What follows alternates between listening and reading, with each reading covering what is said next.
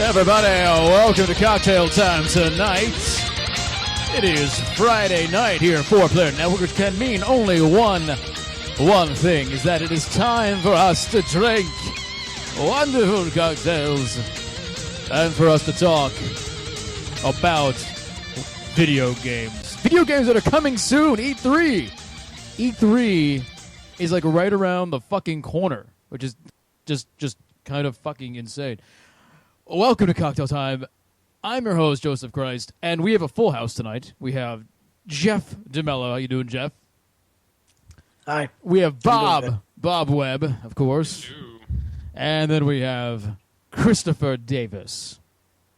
Good evening. How you guys doing? How is everybody? Doing okay. I'm tired. I'm very tired. I have a big. I hear you, dude. I have a big cup of coffee, cold coffee that I've had in the fridge for a few days, so it's fresh, as they say.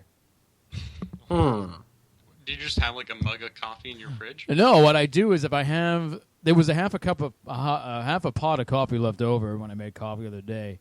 And instead of, you don't throw it out, it's a half a cup pot of coffee. So I put it into the fridge. And growing up, my parents used to take, it was extra coffee, we just put it in the fridge and make cold or iced coffee. It's really good.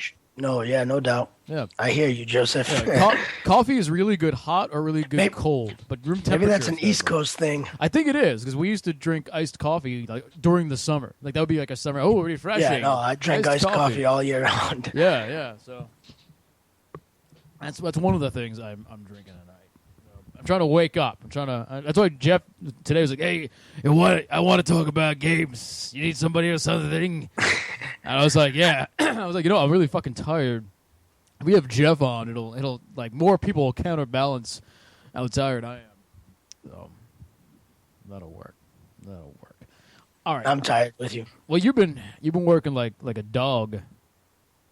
Yeah, I got to work tomorrow. And you're doing like 6 days a week? Just so you know, it's 11:14 here. I plan to be up till like 12:30 tops and then go to bed. And I got to be up for 7. Jesus Christ. I actually have to be in work tomorrow at 7:30 as well. Yeah. I'm doing a few hours tomorrow. Fuck it, dude. You only live once. Yeah. And shorter if you keep this up. I don't know. All right, let's do this. Let us do our toasts of the week. Let's go Jeff, because Jeff hasn't been here. Jeff, you have a toast of the week. Okay, my toast of the week goes to banana chips. Banana chips? Because I've never had banana chips. They're like dried slices of bananas. Yeah, that's what they are. Oh my god. I love it. So that's my toast. I hate bananas. I cannot stand bananas. Communist. I think we had this discussion before. We have. Yeah, it's good for you. Anyway, so like, trying to be healthier and shit. I quit smoking, but I'm still gonna have a cigarette for cocktail time.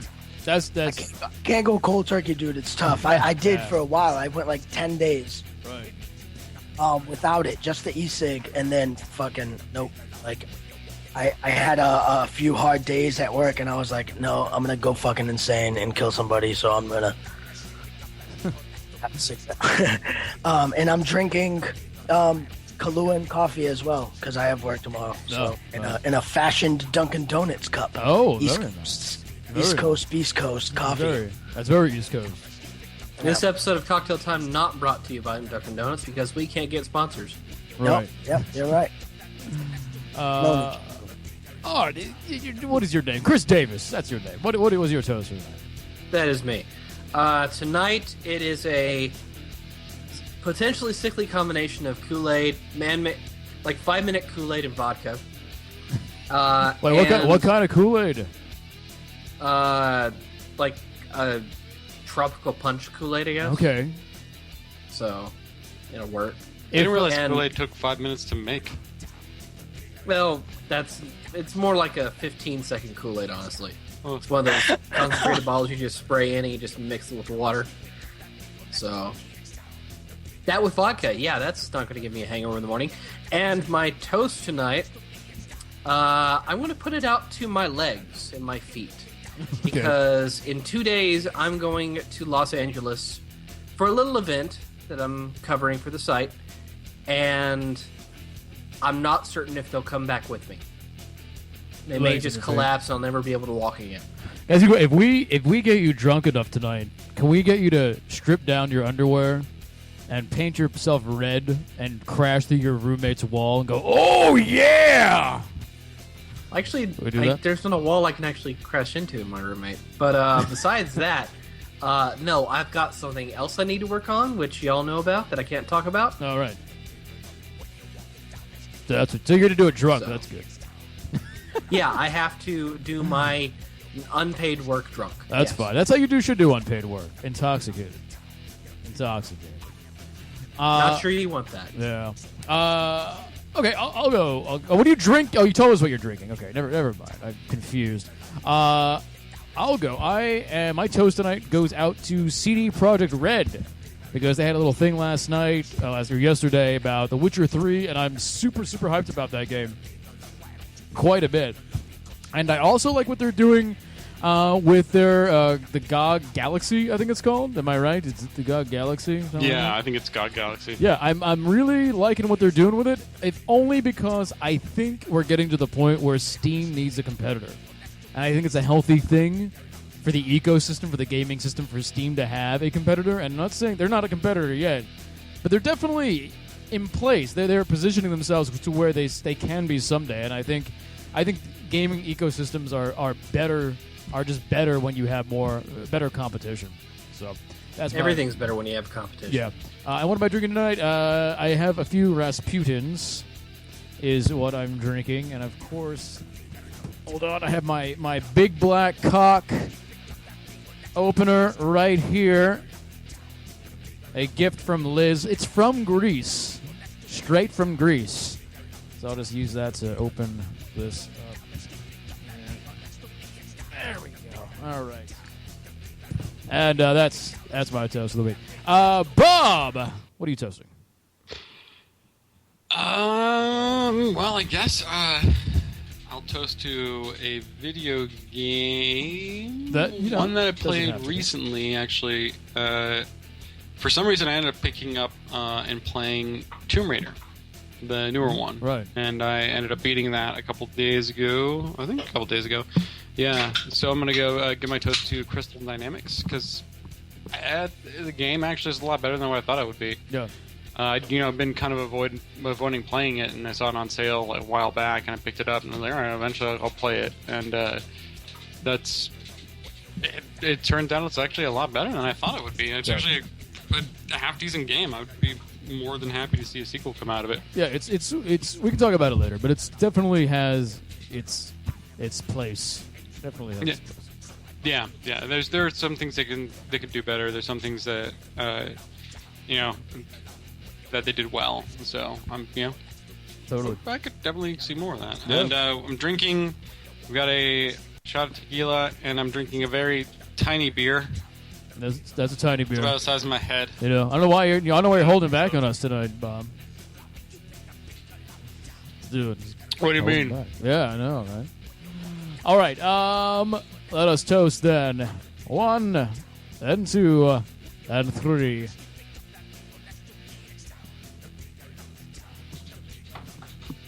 All right. Close this. Where's my button? There's my button. All right. I know, but you guys, did you all see the CD Projekt Red stuff? Yeah, I saw watching it. Yeah, it looks I was good. talking to you while I was watching it. Yeah, no, it looks really good. It looks like the stuff they're talking about. I just kind of like those guys in general. They're all very kind of unrehearsed and un-PC and un-PR.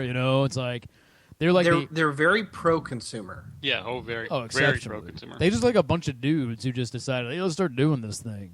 They're very, very, It's very fresh in this industry to have something like that, because you don't see it very often. And they make such a big game. You know what I mean? They make amazing games. They have the clout behind them. They're not bullshitting. Yeah, I was kind of interested in seeing their. I didn't see too much about their cross-buy. They're saying, I think if you bought their games on another system, I don't know if they were just saying like if you bought it on Steam, but there's a way you can activate a backup copy on GOG. So I don't know, don't quote me on this, but it sounded like, at least what little I heard about, was that if you buy any of their games on another console, another platform possibly, that you would automatically get your GOG copy with it. I don't know how that they would reinforce that, or how they would, if that would even work if it's on a PS3 or PS4, but it's kind of what it sounded like. It'd probably definitely stick it to PC, but that's probably going to be a publisher by publisher basis. Yeah. Yeah, I guess, if you're publishing on a console, then they probably would...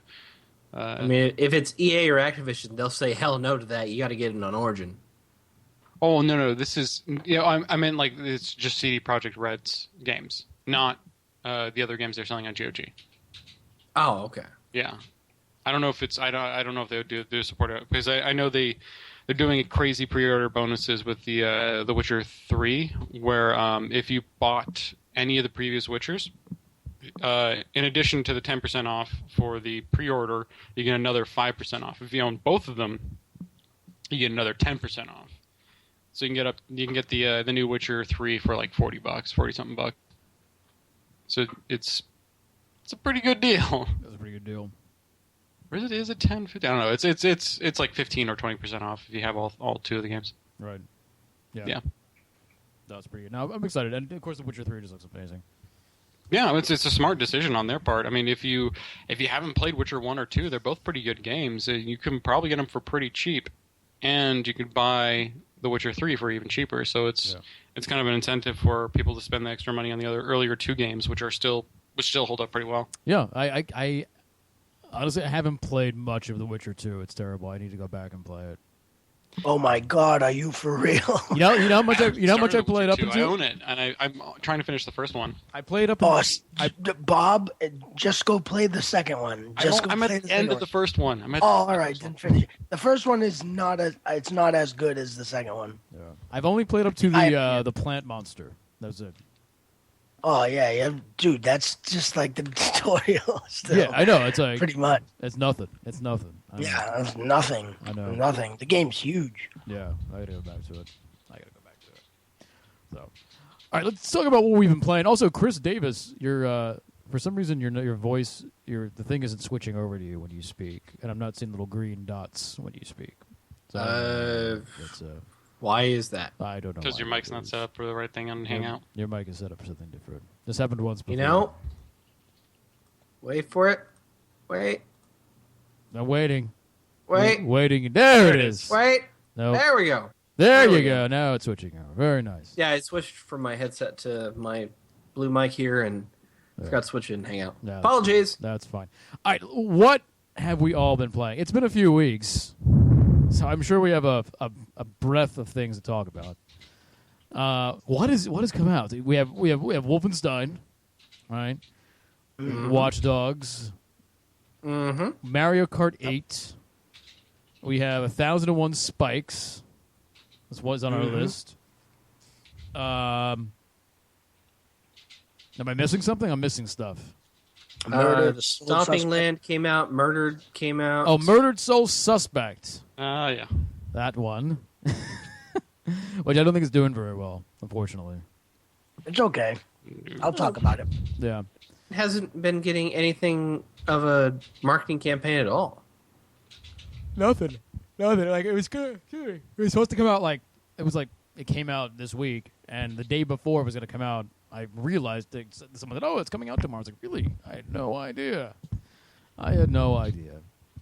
I think it's in my mailbox. I haven't checked. Should we just talk about it since we already started? let's get that one out of the way. So, I was not, when I saw it at E3 and I think at PAX, I wasn't totally taken with it, but I was, I thought it had some kind of cool stuff they were doing. Yep. But it just seemed like stuff wasn't fleshed out as much as it could be. Like, my biggest problem with it was the quote-unquote investigation stuff. And honestly this is a problem with a lot of investigation games, is that in most of these games you're not really investigating as much as you're just like you're checking the boxes off, and when you get done checking the boxes off, you learn something. Right, but then that's also like saying that in Watch Dogs, like hacking is literally just pressing and holding the X for 2 seconds. I've said some magic happens. Yeah, well, I've said it before. Like that simple. Aiden is not a hacker. He's just a dude with a jailbroken smartphone with nice apps. That's all. He's not. Right, yeah. So no one else has played it. Murdered Soul Suspect? No. Not yet, unfortunately. All right, so. It's like Ghost Trick meets Heavy Rain, except it feels like they had an idea, and then the money hats and the money behind the game said, you need to do certain things to this game. Like I've learned to like pinpoint that. So the game is exactly like Ghost Trick in a way where you can you're a ghost. You can manipulate the world within the game, and like you're trying to solve. Initially, you're trying to find out who killed you because you just die right in the beginning. And spoiler alert. No, I mean that's part of the freaking. It's on the back of the box. You know what I mean? Like find your killer. But it's, like beyond all that shit, like that's.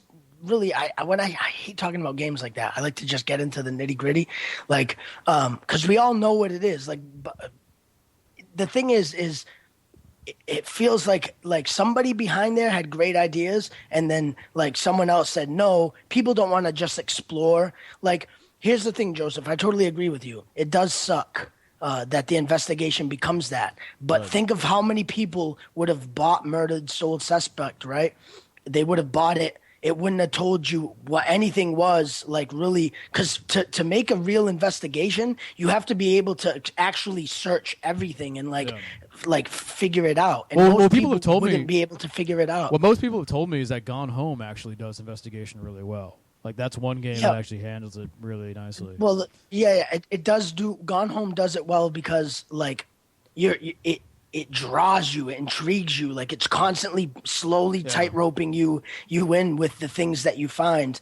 And like this game, so I like this game. The reason I like it is because one major reason I like it is because Diana is kind of digging it. Narratively, this game is pretty neat. Like it's pretty cool. Like I like the characters. I like the stuff I'm finding, like the side quest ghosts that you see that you can help solve their bullshit. Like they're really cool. Like those stories are interesting. There's all the collectibles. When you find all the collectibles in like a certain situation, you get like a side story, like, and it's a narrative, like audio story being told to you, and like those stories are really cool. Like there's some stuff there, but then where the game goes wrong, right, is it tries to make it a game. It makes it a fucking video game, and like I'm so conflicted with that. You know what I mean? Right. But like they gamify it too much, and I understand why you kind of have to. Like we're making a game, right? So we understand, like, man.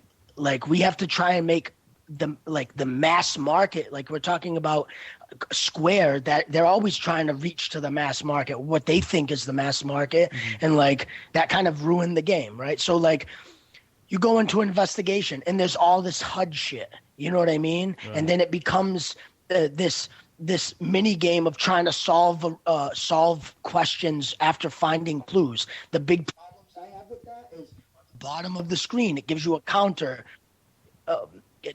In the why did I just get an echo? Oh, I'm sorry. The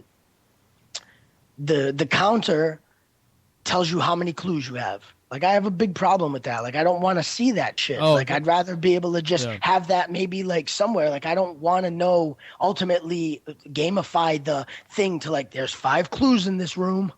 You know what I mean? Because then I know. That was my problem with LA. That was my problem with LA Noire, where when you found all the clues, LA Noire, right? They let you know, and I was like, oh man, now it's too easy almost. Now I'm just going through the motions every time until I hear the little doo doo doo doo, letting me know I found everything. They have that because it gamifies too much. It breaks your immersion with the game, and it says like, wake up. It's a fucking video game. Like, here it is. Here's it on the HUD, 015. Like, you gotta find 15 fucking clues. That's bullshit. Yeah. It sucks. It's not a good design decision. Yeah. At least not for us. For a mass market, sure, I get it. You know what I mean? That's the problem. That's why I'm having such a weird confliction on like why I really like this game and why I don't. Because I kind of feel like somewhere down the line they were making a badass game and someone was like, this game is too hard. Like, fix this, throw this here. Like some money fucked this game up. Maybe. And then they eventually got tighter and said, listen, we need to release this. You know, it fell into the trap of like AAA game development. You know what I mean? That kind of like, as soon as it lost its stride, they instantly like kind of took it out, like rushed it out there, you know? So talking about like the game itself, like there's the investigation parts, but you know, with the interactions of people, you're a ghost, right? So can you like fuck with people by being a ghost? No, so it's doing not, shit? I haven't found a spot yet in almost like in Ghost Trick. You can do cool shit and like have people react to it, right? But it's not like that. You know what I was just thinking? You know what would be awesome? If like Watch Dogs had like a Sixth Sense ending and Aiden was dead the whole time and he was really a ghost fucking with everything in the world. That would be awesome. That would be awesome. So the game. So here's where they fuck up. It gets worse. Hashtag, you know? But I really want to like the fucking game. Like I really want to like it, but it gets worse. So they ask questions like there's these things like who, you know, like what happened in this room or what was the killer looking for, and you use all the clues you find, and you use the little HUD on the bottom of the screen that tells you how many clues you have to ultimately find. Mm-hmm. Once you get all those clues, you go and try and solve the ultimate riddle. Unless you don't have to collect all the clues, but you can go right to you might luck out, find all the clues you need, and then just go solve the riddle if you think those are the answers. But like, ultimately, what I do is I just go, because that fucking counter's there on the bottom, I just go find everything, and then I decide, just in case I missed something, you know? Mm-hmm. Well, let me ask you this. Quick in question. LA Noire, there's a similar mechanic where once you have found all the clues in an environment, a sound cue will play to let you know that you picked up everything. How do you feel about that? That still, like, okay. We just talked about that. We don't like that. No, give me the option too. Like I don't understand why game development these days don't give you the option for everything. Hey, fuck it, you want the mini map? Here, have it. Oh, you don't want it? Here, take it off. Yeah. It's all, Bob. Is that not like a thing that you can just like give them a button to turn on and off? Probably, yeah. I mean, it depends on what it is. It's a HUD element. Like you can take user preferences, but there could be Assassin's Creed does this all the time. Remember, no, but Assassin's Creed is even worse. Like they need to. I want ultimately all. Well, okay, I'm lying. The last game was pretty good about it, about taking stuff off the HUD. But like, yeah, ultimately, like even Watch Dogs, like I want the option to take all that shit off. Yeah. It's just distracting and it ruins my like need to find things. You know what I mean? But again, it's that thing where like in some days I don't want to go exploring. I just want to go point A to point B and I want to turn it on. Right. You know? Okay, back to the game. Here I have a question. At any point in Murdered Soul Suspect, do you employ the help of Whoopi Goldberg? No, not yet.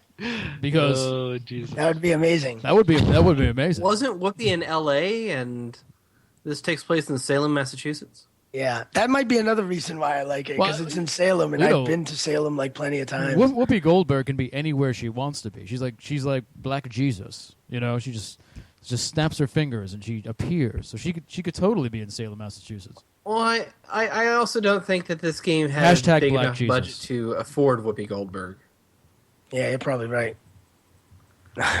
Not certain it had enough money to do even a half decent voice actor, honestly. But no, the voice acting's not bad. I didn't really? find anything that's not okay. The voice acting, I'll just run down the line, just because we're talking too much about it. I don't want to build the game up. I think right now it's like maybe a 7, like to what I'm playing. It's maybe a 7. I might be sounding. I tend to like it because one, it's in Salem, Mass. Like they have the stuff pretty tight. Like it looks like Salem. It's reminding me of Salem. Like the architecture is Salem. Like they kind of got that right. The ghosts you stumble into that are like sitting from the 1600s, like they have the right, kind of dresses. They instantly like that kind of historical bullshit. I know a lot about because it's from the state of which I'm in. So like it has a little more impact on me. But like the problems with the game is it's too gamey in the investigation department. They ask you questions which like there's questions so obscure, like what did the killer come for, and you have to pick 3 things, and like I don't know, he could have came for a fucking screwdriver and the girl and this thing, like it's very obscure, and then it stops becoming fun, and it just becomes like, all right, guess the right fucking ones, because I can kind of guess these 2, but then like the third one was wrong and I'm just guessing. Like that stuff again becomes too gamey. And then there's this big stealth thing where like demons come. I didn't know if you guys knew about this, but demons come because they're like the ones that are stuck in this like purgatory where you have to figure out why you're dead. They're called wraiths, I believe. Wraiths. Sure. Wraiths. So it now it becomes like stealth. It totally seems like at some point someone said, no, we need a game here. Like, people don't just want to investigate. Like, we need to do something. Like, okay, put demons in there, and then what's popular? Oh, that Last of Us? Yeah, where they sneak around and kill things like that? Like, yeah, let's put that. And so, like, it's this like, God mode clipping, like, stealth game where, like, you can clip through the rooms, obviously, right? There's nothing stops you except the outside walls of a building, because they were, they were blessed or whatever, so you can't keep the outside walls. You have to kind of go in through an open door or window, which is kind of cool because it's kind of true in a sense, or at least in the beliefs of like some religious things. But anyway, like, so there's demons like walking around with the their vision cones and shit, and you have to go behind them and fucking like destroy them, just like a stealth sequences. And again, like, it's one of those things where like, why the fuck is this in here? You know what I mean? Like, it all it makes you do is when you get to a floor with demons in it, now you have to play a little stealth game to destroy these demons before you can investigate freely. You know what I mean? It's like, I didn't want that. I was fine with it just being an adventure game, investigation thing, a puzzle game, if that. So it's not great. But if you gamefly it or something, it's narratively interesting. Like, I'm liking the narrative. It's kind of pulling me through, and I'm enjoying that part. So who knows? I'm not done with it yet. Right. But don't rush out and buy it. It's not gonna fucking knock your socks off at all. So I have a question. Sure. Did Whoopi Goldberg have lesbian sex with Demi Moore in that movie? I don't think so. God, I would remember. Because doesn't like Patrick Swayze possess Whoopi Goldberg and then go to town on his wife or his girlfriend? No, they do. Yes, no, that happens. And then Ghosts. Yeah. So, what's his name? Kevin Spacey? No. Patrick Swayze. Patrick Swayze. He possesses the body of Whoopi Goldberg, and then Whoopi Goldberg, possessed by Patrick Swayze, has sex with Demi Moore. This happens in the movie. I don't know if he had sex with her. No, they do. They have sex. It's Tara says that it's they like, didn't have sex. It's like Ghost Jungle Fever. They just make out. That's Tara's. That's it. No, there's no penetration. I thought they have sex. Like, she pulls. I don't know. Maybe it's implied and it's not. Like, Whoopi Goldberg pulls out this big white dildo. Oh, Jesus. That Patrick Swayze actually had cast. It was just kissing. He had casted. Why is it got to be a white dildo? Because she's possessed by Patrick Swayze. Yeah, because she's possessed by Patrick Swayze, so she puts on the white dildo. Because that's how it goes. Yeah. The white porn stars use big black dildos, and the Whoopi Goldbergs use small white dicks. Dildos, rather. Sorry. Welcome to God. Yeah, no, it's because she's possessed. Her Patronus changes. That's how it is. That's real shit. That's real shit. That's what it is. That's the streets. Word to the internet. Sorry. Are you laughing at the GIF I put up? No, but that is a good GIF. I've seen that before. No, I was laughing at the image that Bob put in my head there. Yeah. Expect a Patronum. Yeah. So, how far are you into it, Jeff? No, he's gone. He left. I left. I was like, fuck it. No, I was poking out a cigarette. I'm like 2 hours, 2.5 hours into it. Like, it's only supposed to be like 8 hours long, or 6 even. Like if you don't collect everything, I don't know. It's short. So it's not very long, but like narratively, I like it. Wow, it's really like, there's some problems, but it's going to be one of those games I think that like you kind of slog through. There's moments where you fucking yelling at the game, but then like as soon as that part's done, you're like, oh, like I'm interested right now, But it's only it's forgiving. But it's only 6 to 8 hours. That's really short for a. I think so. That's what I heard. That's the scoop. That's the word on the streets. Yeah, it sounds like they got their funding cut or something, or they didn't have. Yeah. It sounds like I feel bad because I feel like there was at some point there was a good game, but then like something went wrong. It feels like it was definitely rushed because it was sent out like with no real any kind of marketing. Like did the press even have early copies? I don't know. It seemed like it was sent out and die. Yeah, it does. It does, which is weird. I feel like they went to PAX with it, and they were like, "Yeah, I don't know." People didn't really like it, and the people were like, "Fuck it, it's fine." Right. Yeah, because there was no reviews for it at all on release date. Like it was, yeah. It's really not.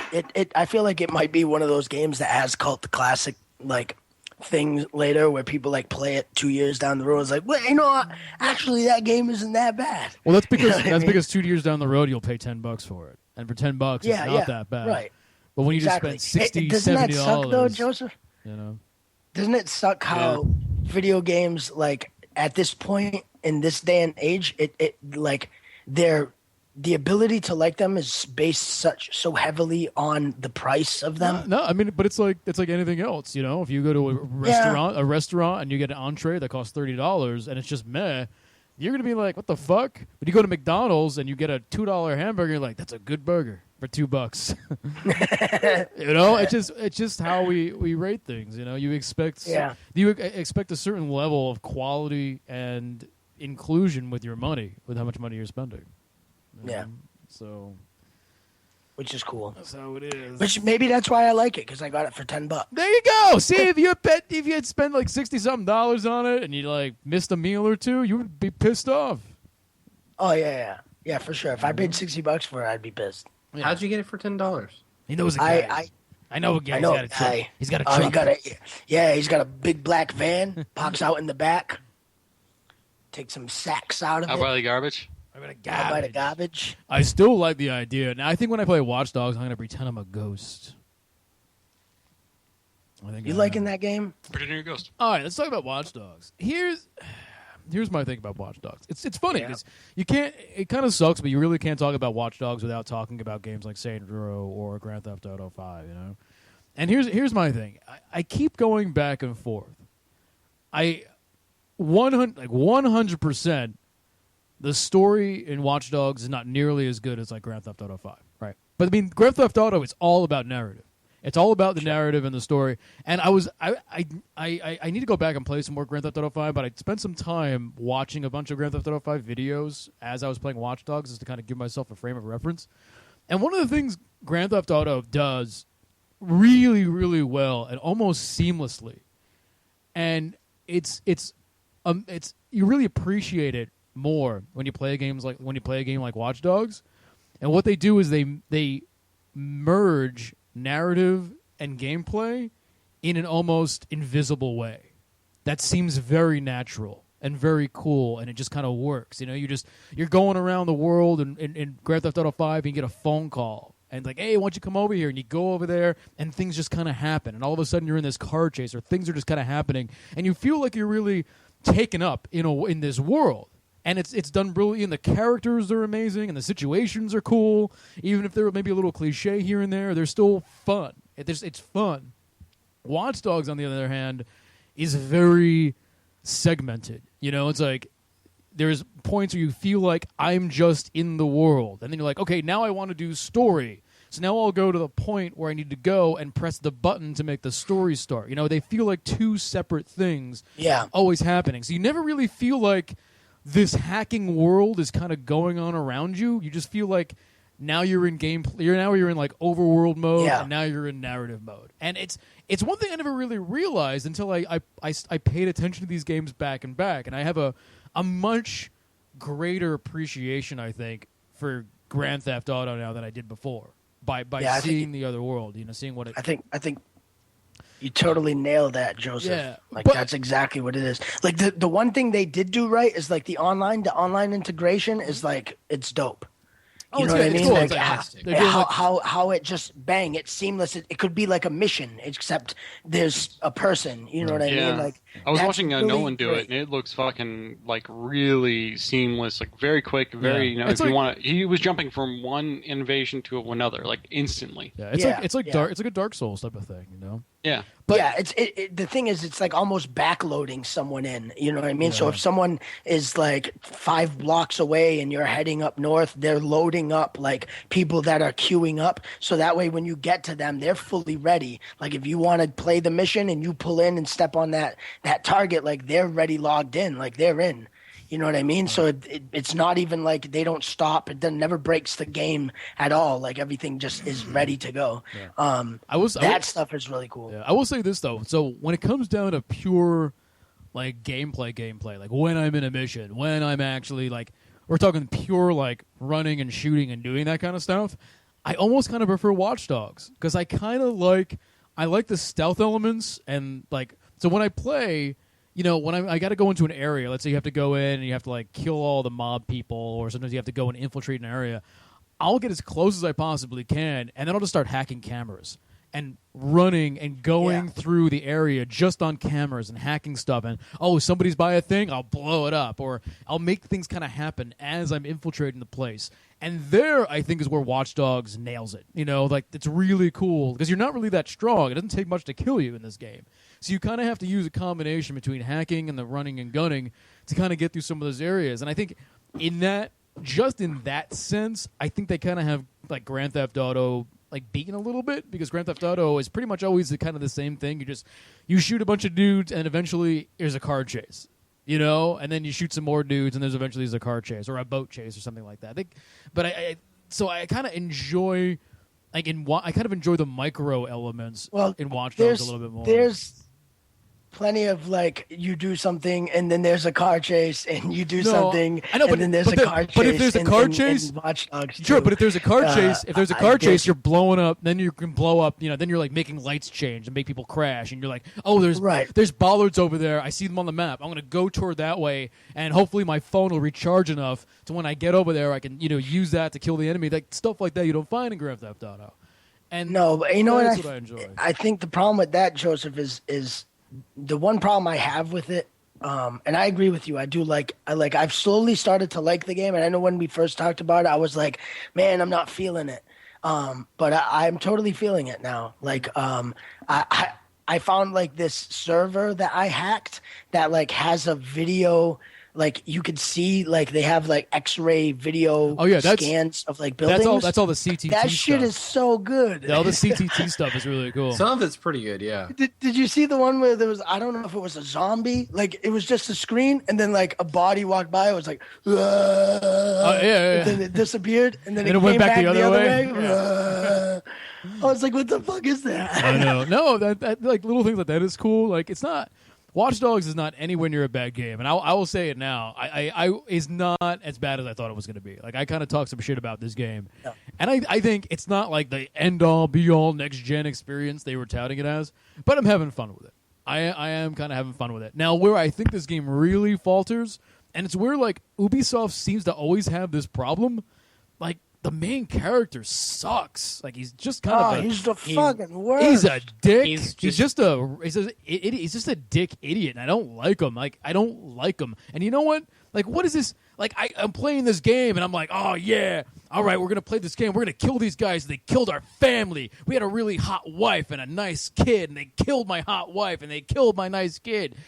That's going to be my thing. Like, yeah, you killed my hot wife and my nice kid. And then I play the game, and they killed his fucking niece. His niece? He's doing this big lifelong vendetta for his niece? Listen, nieces are like the coleslaw of family. You don't give a shit about your niece. You can send them a card once a year when it's their birthday. You don't talk to them for 364 more days. Wow. His niece. He's fucking he gave up his entire life in a giant vendetta for his fucking niece? Come on. Terrible person. You're the worst. You are a Come terrible on, person. fucking niece.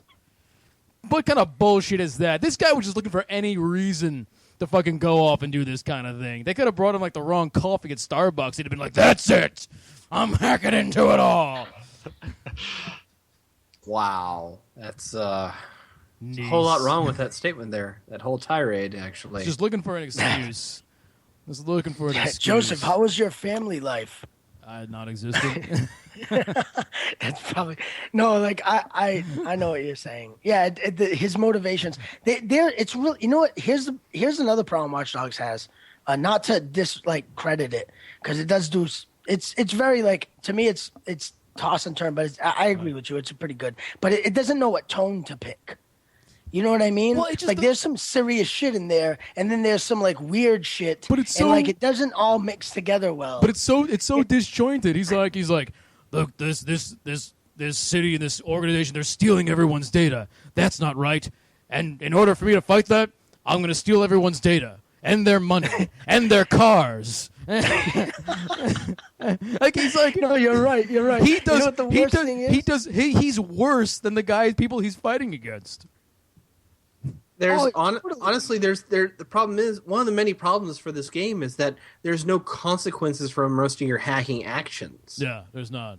Really? There really isn't. It's like, you have $52 in your bank account? I'm the type of person that would take your petty $52. You fucking asshole. I know. You know what I mean? He only had $52 fucking dollars. Like, let him keep the fucking $52. What are you, a fucking...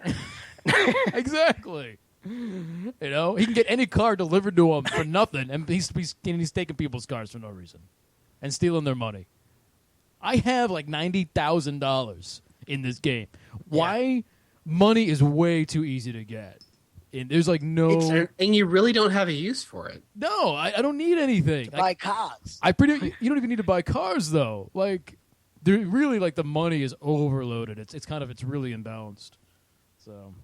Yeah, that's what I mean. That stuff is pretty bad, and like the things where where you scan people or fucking profile them. Profiler.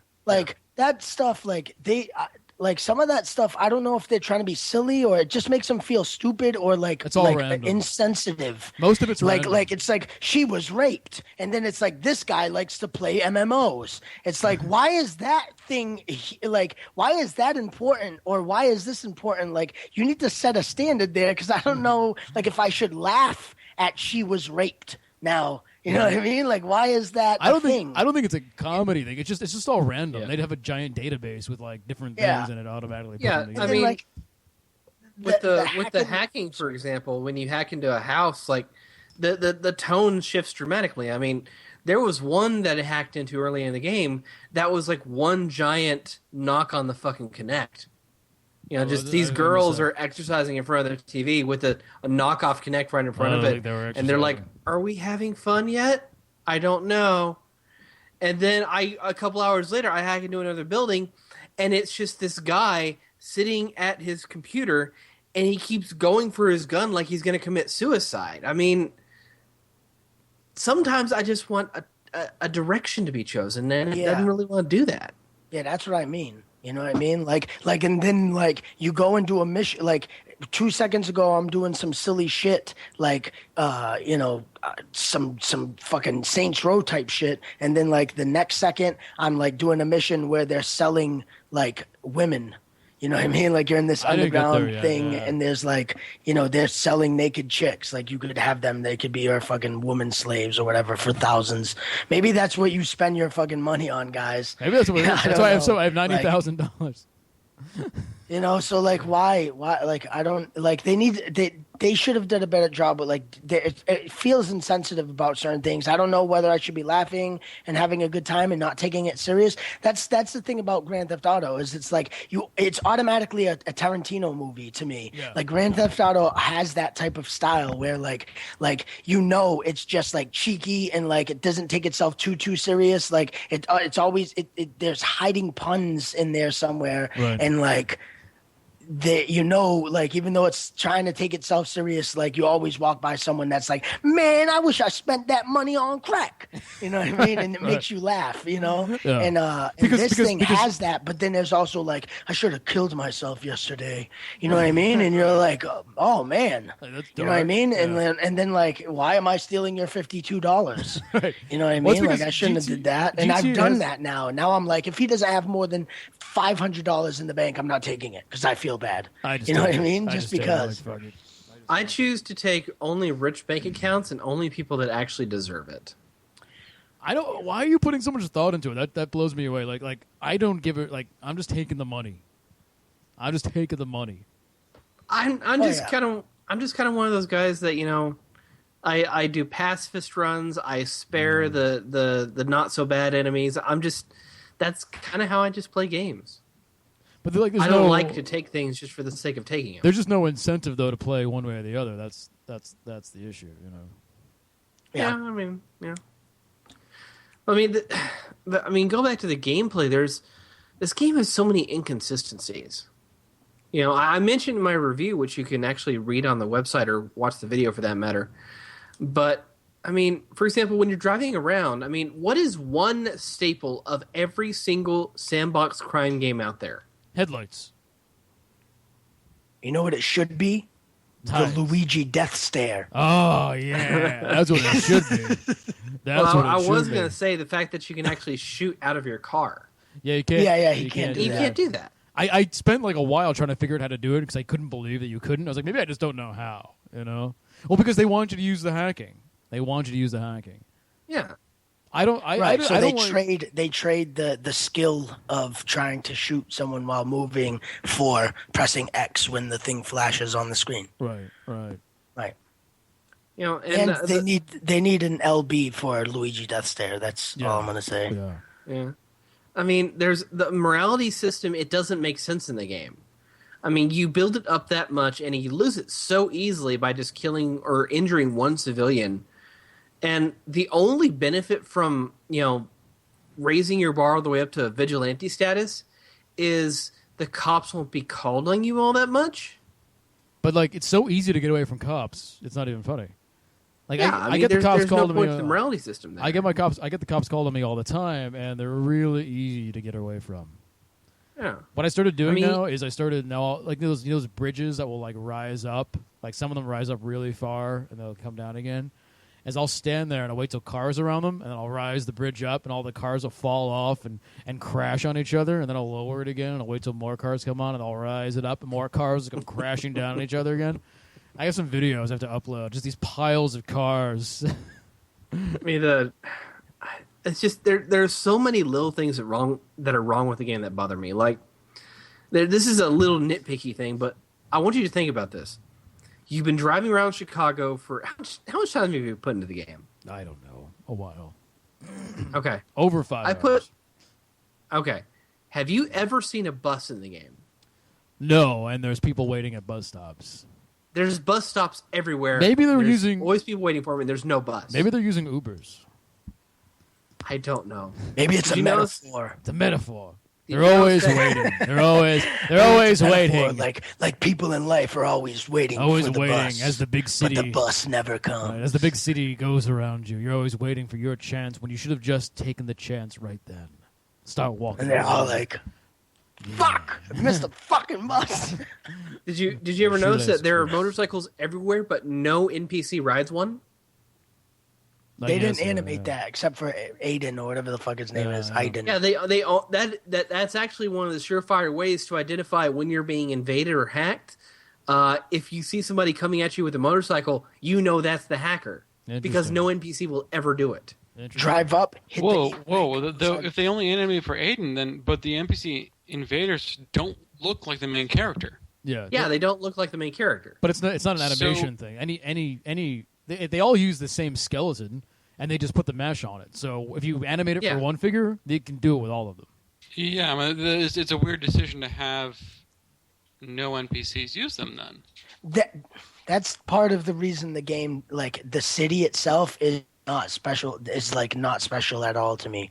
The only thing I like about the city is the hot spots, because you go see like an actual location from Chicago. Mm-hmm. You know what I mean? So they like model it and they give you like this little history thing, like snippet on why that place is kind of important. Those are the only things I like to go see. Other than that, like the city feels kind of, it feels like dead. Like I don't know. It's weird.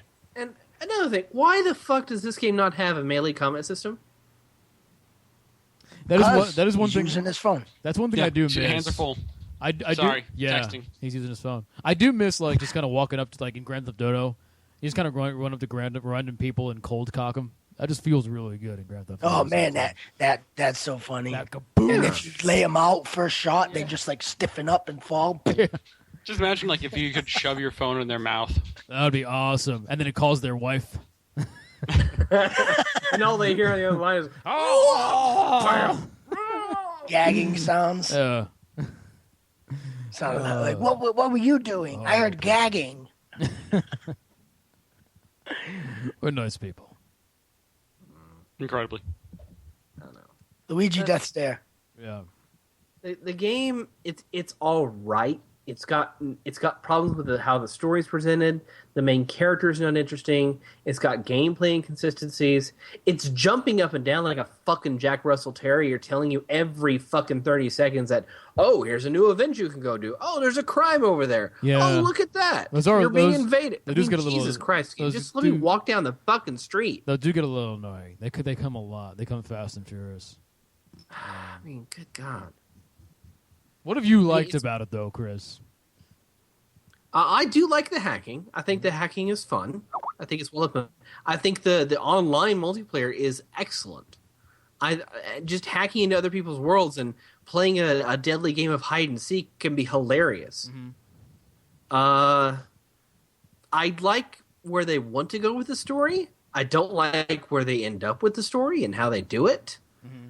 And I like the stealth combat. I think the stealth is pretty well implemented. You know what I wish? I wish you could have played as not Aiden, whoever you want to call him. Aiden, it's such a fucking like granola mom white person thing to name their kids. Oh, I'm privileged now, and I'm going to go hack people. This is my son Aiden. He's in a special class. He's a little autistic, so no loud noises.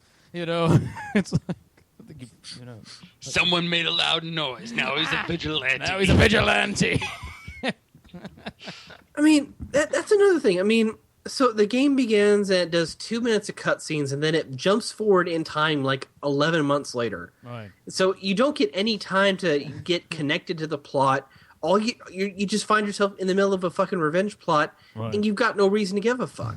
I mean, I understand why Aiden, is doing what he does, but sometimes I just don't give a damn. Sometimes when I'm running around just mowing people down with my car or my machine gun, in my head I'm imagining Aiden going, "Why did you kill my niece? Why did you kill my niece?" And I mean, the plot expands eventually to, talk about things like human trafficking and various like montages. And there's a lot of material they could go with, and they just completely fucking ignore it once they're done with it. Right. You know what I do wish? I do wish you didn't play as Aiden, and I wish you played as a much more interesting character. The niece. The niece in the grave, and you're just it's the game, and just as a black screen. And sometimes you hear the rain on the coffin. It's very relaxing. Yeah, and you have a kind of little QTE to guess whether people have placed flowers above your grave or if it's the one next to you. And then you can hear the footprints. And then it becomes Flower 2, the new indie game. No, I was gonna say, the female hacker he makes friends with, Clara, who I think is a much more interesting character than Aiden is. Yeah, and they build her up and then they just kind of throw her away. I didn't get that far yet. That's what they Like do with most all female the fucking characters. side characters in the game, except for the main antagonist. Once they're done with them, they throw them away, and you never see them again. That's too bad because I really like her as a character. It's just I was hoping over. more of her. And the Asian guy, his sidekick Asian dude. Yeah, Jordy. Jordy's he appears really... like maybe 4 times in the game. Really? Jordy's such a great character. He's another great character. Yeah. He's got they both have like more. Both those characters have more personality in their little toe than Aiden has in his entire dead niece. Okay, so y'all remember the gameplay demonstration for E3 2012, right? Mm-hmm. You know how that played out, right? He goes into the club, he meets Jordy, gets a gun, goes outside. Yeah. I remember that one. Okay. Hashtag Watch That Dogs mission is in there, and it plays out 100% different. In fact, the only thing that's consistent is you actually going into the club. That's it. Nothing else. Weird. I mean, they even took out that Jordy scene. I mean, he's not in there. It's just, you go into a club, you do something, and then you're on a rooftop chase. That's it. That's too bad. That's too bad. Well, I still got to get There's through so many a lot things more that you can say that's too bad about in this game. I know. I still got to get through more of it. I enjoy it when I'm playing it. That's when I'm thinking about it. That I kind of goes, I don't know. Open world games are tough, man. It's like you got to do something really special and really well, or else the whole experience can be kind of a waste and kind of dry. Because there's just so much space and room, for error in there. And that's another thing I like. I like so Grand Theft Auto. It's massive. It's a huge fucking world. Mm-hmm. There is a lot to explore and find, but at the same time, Chicago and Watch Dogs is much smaller, mm-hmm. and yet I think there's more detail there. In Watch Dogs? In Watch Dogs. No, there is. Like I think like things in Watch Dogs where things in the world seem to be a little deeper, or NPCs will seem to interact with each other more. I think just the ability to hack into people's phones and their conversations just sort of by design gives the city a little more depth, where in Grand Theft Auto sometimes I feel like I'm in a city of mannequins, the whole time, and like there's not much going on other than people walking aimlessly on the sidewalk. In Watch Dogs I do feel more like stuff is kind of happening around me. So I don't really agree with Jeff that the city feels dead. Like, to me, I think this is one of the more alive cities I've played in. Like, if you notice, like, if it starts raining, people will, like, run for cover from the rain and whatnot. So there are some interesting things that have been done that I do like, that play to the atmosphere of the game. But, I don't know. What did you give it? You gave it a 6. I gave it a 6. I would give it And I would give it an 8, and that would average around to 7.1, so he was right. Let's move on. I don't think this game was anywhere near good enough for an 8. Right. I was really debating between a 6 and a 7. Mm-hmm. But in the end, I kept running into more problems than I could find good points. So right. Jeff isn't there, so like his mic is really loud, so it just keeps the camera just going into his. I don't know. Like I don't see any bars coming from there, but the camera keeps switching. No, to the I couch. see little bars. There's one little bar. So if we're quiet, if you guys are itty bitty bar, if you guys are really quiet.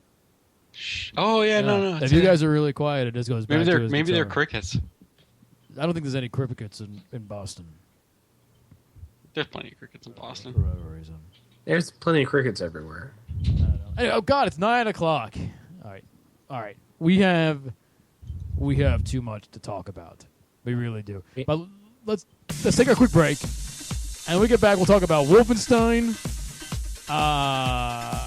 Jeff wants to talk about 1001 Spikes. We'll get through a couple more, 3 more. Then we got some news. We got E3 that we got to talk a little bit about.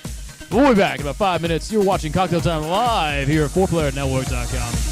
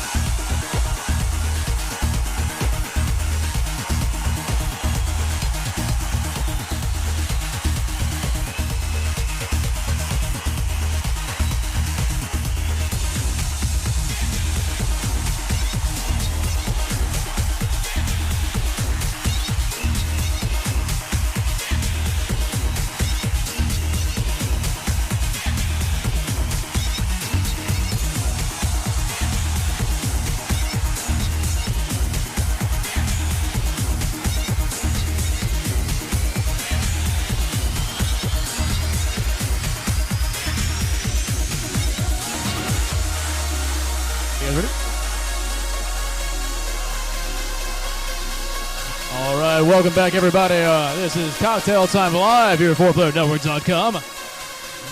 You should be watching us on 4pp.tv. That's where all the cool kids are. I want to thank everybody for watching us live tonight. Especially thanks goes out to our subscribers. People like Toast Points. People like Locked Username. People like Smelly Jelly. I'm going to get a message. Jeff's got to go soon. Too bad. He's got to sleep. But we do want to thank everybody for watching us live. We do appreciate it. If you do like what we do here at 4playernetwork.com, think about subscribing. You can do so on Twitch TV for $4.99 a month. And they get you a bevy of benefits. You get no ads on our broadcast or on our website. You get exclusive content like our top fives, our dinner times. You get early access to video reviews. And you can get chosen to be subscriber of the month. And if you're chosen to subscriber of the month, you get to choose what games we play that month. And we will do a podcast for you if you like. All kinds of good stuff. But we do want to thank everybody for coming out and watching us live. We try to do this every Friday night, 8 o'clock Pacific time. Missed a couple of weeks back there because new stuff was going on. We're going to try to be consistent about it. But if you want to find out if we're going to be doing this live or what I'm going to be doing, you can add my Twitter. It's at the Joseph Christ. If someone could put that in chat, I would be so thankful. There's the bagel song. There we go. Take this off. All right, there we go. We don't do that shit again. We do not do that shit again. Too much shit. All right, what else have we been playing? Wolfenstein. Wolfenstein. So let me tell you, I am not in any way disappointed with Wolfenstein. I love Wolfenstein. I still have to finish it, but I'm loving it. I had to take a little bit of a break because I hit a couple of difficulty spikes. So I was playing a lot of Wolfenstein. It was like all I was playing, and I might have been getting a little like I was surprised at how not burnt out I was getting on Wolfenstein because the game changes it up so much. It's really cool. But then I had a couple of difficulty spikes, and I had to take a little bit of break, and I'm about ready to go back and try to finish it out.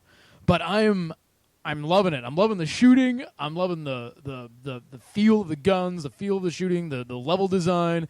I'm really loving the story elements, the narrative, the CG stuff in between with the stuff with the characters. It's serious when it needs to be. It's funny when it needs to be. It's just corny and cheesy in all the right ways when it needs to be. I'm really, really enjoying it. I think it's really doing justice to my old Wolfenstein memories.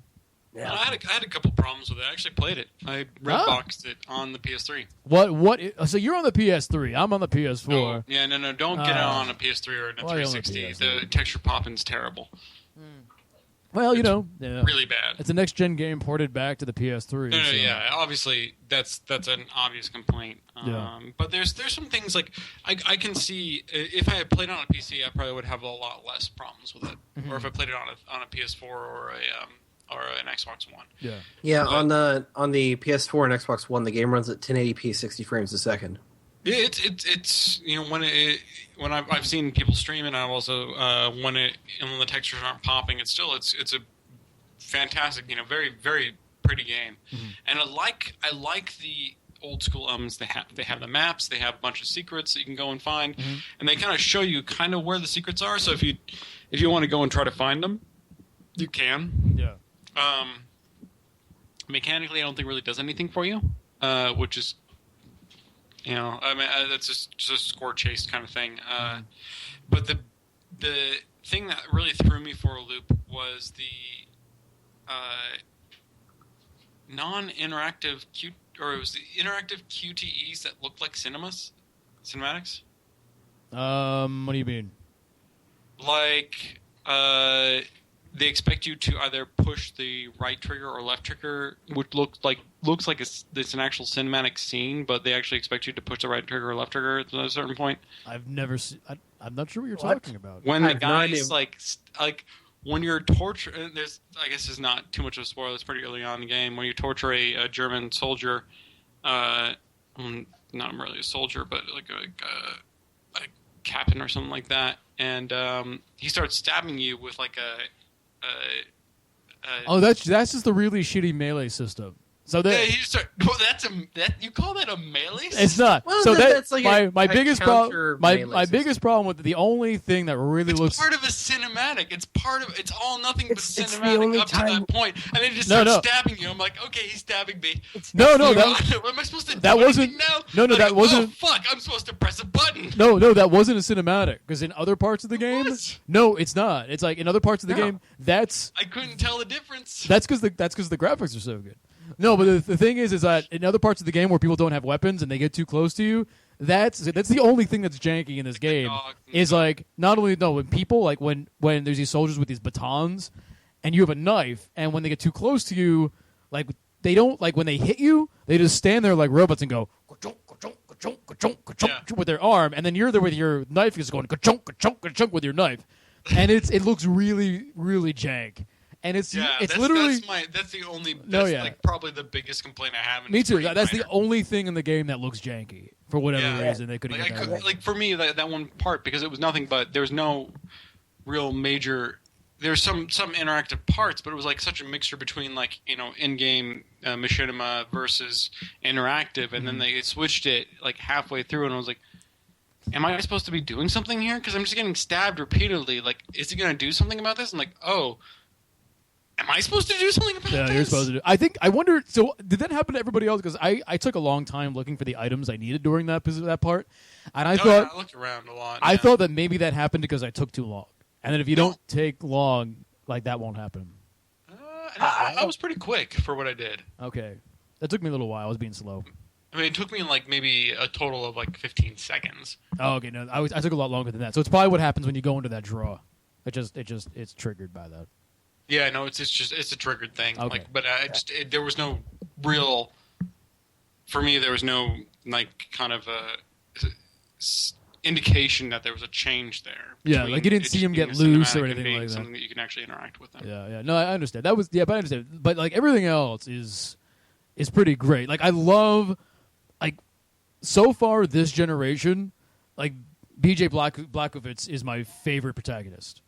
So far. Who doesn't like BJ? I know everyone loves BJ, but everyone loves BJ. I mean, it's amazing how they took like a completely silent protagonist from like a 1994 3 video game, the original Wolfenstein 3D, and turned him into one of the most likable protagonists of this generation so far. He's incredibly interesting. He's really interesting, and the stuff they do with him is just like so cool. He's got so many like different sides to him. Like just man, like there's so many things like his awkwardness, like Chris, you and I, we always talked about the train scene, and then what happens after the train scene with him interacting with the woman in the cab, Frau Engel. and him bringing her the coffee, even the act of him getting her the coffee, he's this big lumbering guy, but you can tell he's awkward, he's like, oh my god, he's trying to impress this girl, and there's this awkwardness about him as he's trying to do it, and he's when he brings her the coffee finally, he's almost like he's very shy, and how often do we find a male protagonist in an action game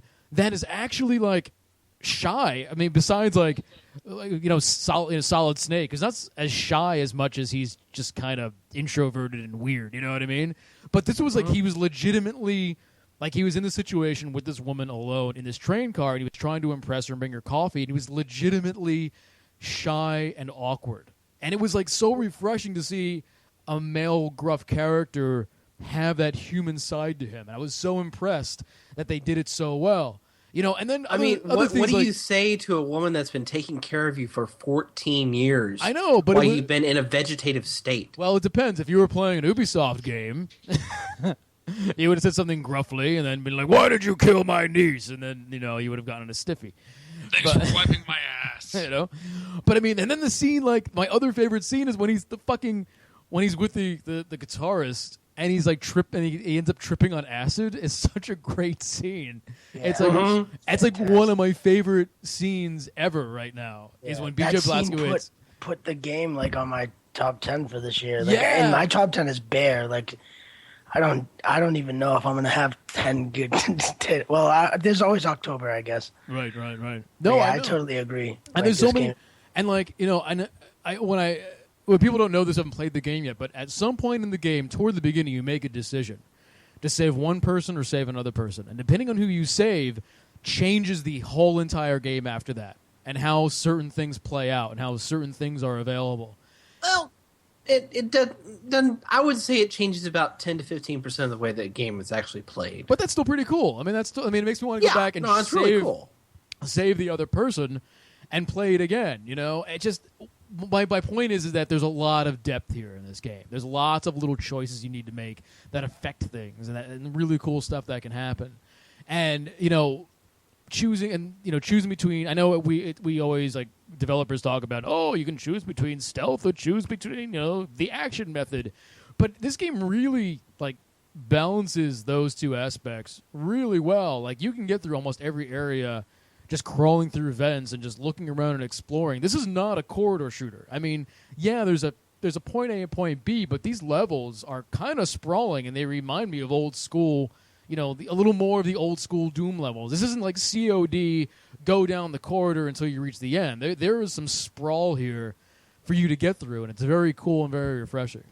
And it doesn't hold your hand in that regard. It won't lead you to your objective. You kind of have to figure out where to go. Yeah, and it does it very well. And the dual wielding is cool. When you dual wield, people are flying apart and falling apart and getting disfigured. Oh, the combat's fantastic. Combat's great. And The universe too. The universe itself is like really cool. It has a great style to it. It's got that World War II era looking stuff with like weird like electronic type of futuristic shit going on. Yeah.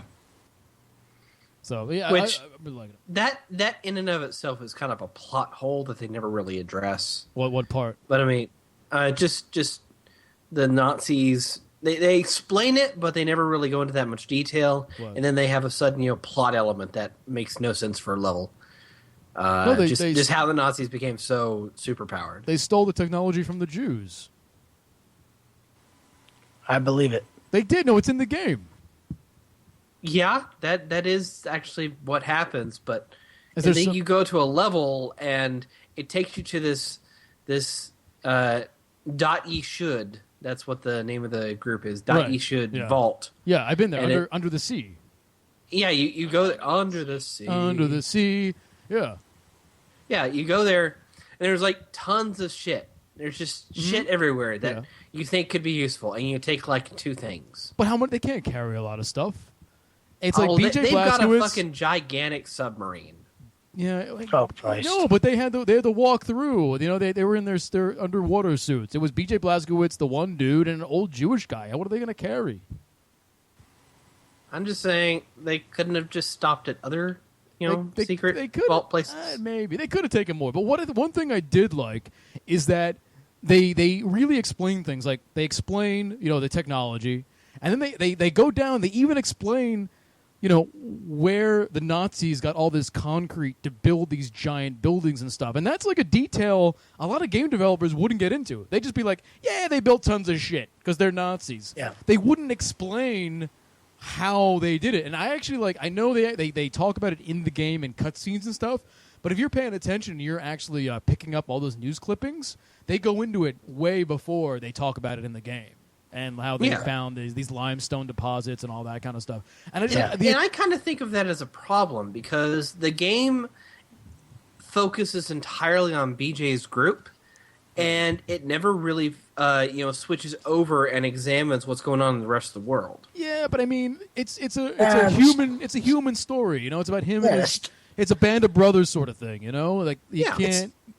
It's not about the universe, and the fact that they actually fleshed out the universe with all these little details, it shows enough that they actually care. Yeah. Yeah, but You know what I mean? I at the same time, I care enough about this universe that I want to know what's going on. Yeah, well, and newspaper clippings are fine, but I want more detail. But I think that's a spin-off. You know what I mean? Yeah, that's Wolfenstein New Order 2 DLC. or whatever. DLC. Or DLC, yeah, exactly. Yeah. I would buy this DLC, whatever it is. Well, so would I. Yeah. I love Wolfenstein. I want more of what they're doing. I want a lot more of what they're doing. I honestly, it's like my only issue besides like the weird melee, robotic thing is like there's some like serious difficulty spikes that are a little frustrating. Yeah, and I had two. I had two of them. I'll tell you, maybe to the one where I had to stop as I was just like, I got to that. You know, when you get to like it's like you hit this spike and you try 4 or 5 times, and you end up like you're just like, what the fuck am I supposed to do? You know, and you put down the. Was it the stairs? No. Was it when you go down, like you first go into like this building and then like there's a huge open like foyer with tons of enemies and you have to like you have to creep around and like go through and there's like 4 fucking shotgun guys with shrapnels and like you have to like get through a door. Where I stopped is this might be before that because it's not ringing any bells. What you're describing was.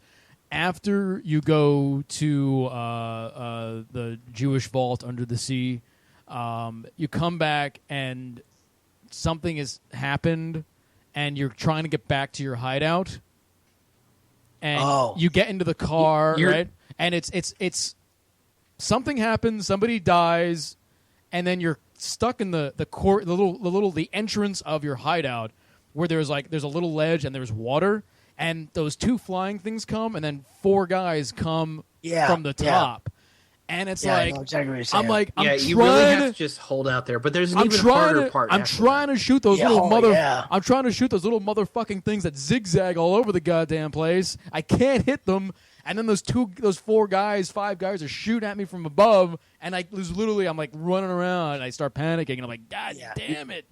It's all about being OP in that part, like and knowing where the enemies are and like really like getting the jump on them and like it's that part was tough, but it gets worse. Really, it gets worse than that. There's the stairs. A part later on. The stairs is that section, Chris? Did you have a hard time with that? If we're talking about the same part, it's a part where you're in kind of a sewer-esque area, and there's like 3 of the Uber big dudes. Yeah. And the rocket launcher guy on the balcony up top. Yeah, and 2 shotgun dudes. Yeah. Oh my God. It was so hard. It's so fucking hard. And I liked that. Like I liked it after I was done because I felt accomplished. And they didn't make it easy for me or anything. They just said, like, suck it up. It's going to get tough, That's the thing. And, there was another part where it's after you're escaping, and it's where you're jumping from a building to another building, and you crash through the window, and you smash a guy's head against the wall, and then you're in this room. Yeah, and it's like, all I have is, like, I don't have many weapons. I don't have much ammo. And it was, like, 4 or 5 tries, and then eventually I did it, and I was like, oh, okay. Like, I figured out kind of how to do it. There was a secret way to, like, shoot this guy, shoot that guy, run through, grab his gun, slide, get to cover again, Right. There was a there was a section, method. Joseph, in that section, they teach you the pacing for the next part of the game. Like, that's how you should be playing the next parts of the game is how you played that part. Run it's all about that. And, It's all about freaking kill a dude, grab his gun, slide over there, kill another dude, grab his gun, slide. It's all about moving. Like, get the fuck moving. Yeah, because up until now, it's been like, take cover, peek and shoot, that kind of thing. Yeah, and now it's gonna get worse. Now they're flanking you like crazies. You can't stay anywhere for very long. Yep. Yeah, they're setting the pace. They're in that section where you get tough, and that's what I learned. And like they do a great job with that. Like that's really good game design when you realize that you hit a difficulty spike, you say okay, you wedge through it, and then you get to the next section and it's just as hard, and you're like, wait a second. Like, I'm going to play it just like I did the last time. And you realize, like, okay, like, this is what they're throwing at me now. Like, this, they set a standard, and they stick with that standard. That's a good thing to keep in mind, because it's like, you have to think, they're not just doing this blindly. Like, they are teaching me something in particular. This is not just... they're very good. This is good development. Because sometimes when you hit those spikes, and it's like they throw tons of dudes at you, to me, that's a sign of bad development, because it's like, we need to make this harder, so let's just throw more dudes at them. You know what I mean? Yeah. But right. what you're it's saying, artificial. Like they artificially say, like, okay, well, we don't really, we're not thinking about the difficulty here. We're just throwing 60 guys. They're just going to endlessly spawn. And in this situation, they like place enemies in specific locations, so that way there's an actual like design to the level and how it should be played. You know what I mean? And that's what I figured out. Like when the part where you smashed the window and smashed the guy's head, I was like, there was a way to do this. There was like, kill this first dude, go here. It was almost like I mean, it sounds silly, but almost like a Super Meat Boy. Like, okay, this is how I have to go through this level. Even though there's just tons of shit going on and people are shooting and things are blowing up, this is the methodology I need to use. Yeah, I mean, that's the same application you'd have for a lot of the older Quake games and Doom games. Yeah. So you'd memorize a pattern and then you go in and you just kick ass. Yeah. Yeah. You'd have to. Those games would fucking chew you up and spit you Oh out. yeah. The first level of Doom, if you don't know what the hell is going on, like you're gonna get your ass kicked. Yeah. You know. But yeah, I totally agree. Like it's very like I shouldn't have been surprised. I know like at PAX East, like my thoughts on the game were shit because the section they gave me was shit. You know what I mean? Like they gave me the vertical slice right in the beginning when you crash land and you're going through the trenches. Oh yeah. And like they don't even tell you, they miss that vertical slice doesn't even teach you about aiming down. You know what I mean? So like you could literally get to the door where you could see a gap. Oh, it never taught you the And so we sat there for like 4 minutes trying to figure it out. And then like a girl came up to me and was like, "Oh, you have to hold LB and like aim down. You crouch down so you could see the dude's feet and shoot his feet. And then they do that cool thing where the guy slides the door open while he's on his back. Like, but up to that point, like I was like, what the fuck? Like there was no tutorial, never taught me about that. You know? In the final game, So, they give you a prompt. Yeah, they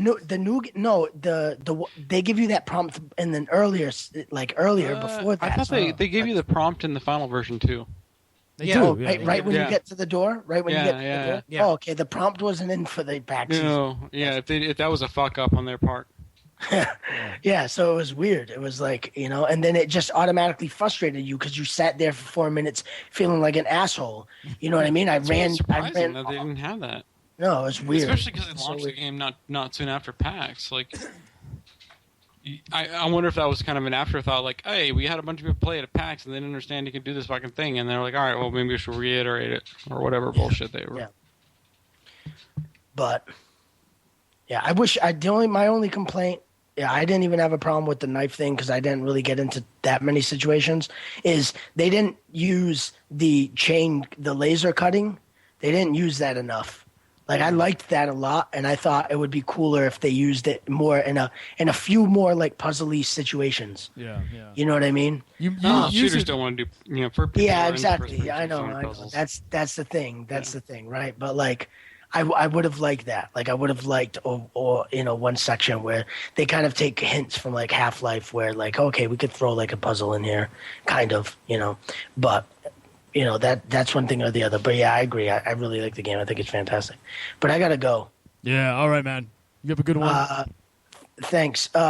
See you guys. Mario Kart 8. I can say one word about it. It's Mario Kart, except really pretty and fun. Yeah. So heard lots of great things about it. I bullshit. What? You don't like Mario Kart? I call bullshit on something about it. What's what? that? No battle mode. There's no a battle mode? There's a battle mode. Oh, it's not battle arena mode. No, it's battle race mode. Oh, it's where battle race. two teams of players race in opposite directions on a track, trying to hurt each other. So there's no arena. Yeah, That's kind of stupid. Weird. It's really stupid, and I hate it. That's been in almost every Mario It can be Kart. DLC. God damn it. Yeah, Because they also talked about making tracks, and we haven't seen that. So like maybe that's going to be like an expansion or something.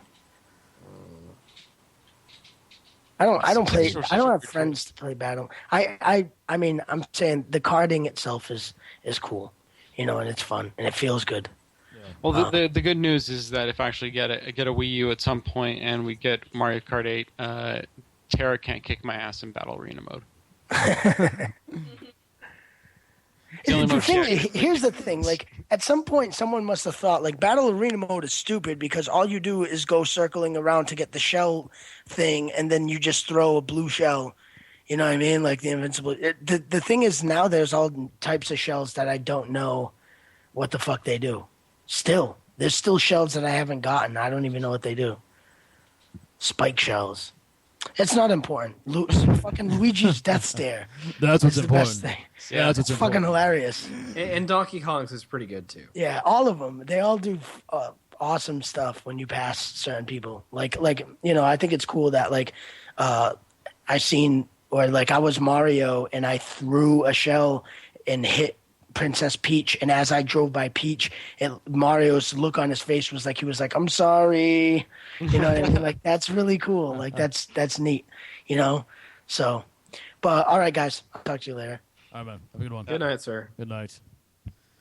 All right. So we have 20 minutes before 10 o'clock. Is there anything else we absolutely need to talk about in terms of what we played before we get into the news and possible E3 stuff? I don't know. I played a lot of shit, but oh Jesus, I don't know if it's necessarily, you know. Name. Can you run it down in a minute? Run it down. Run it down. Boom.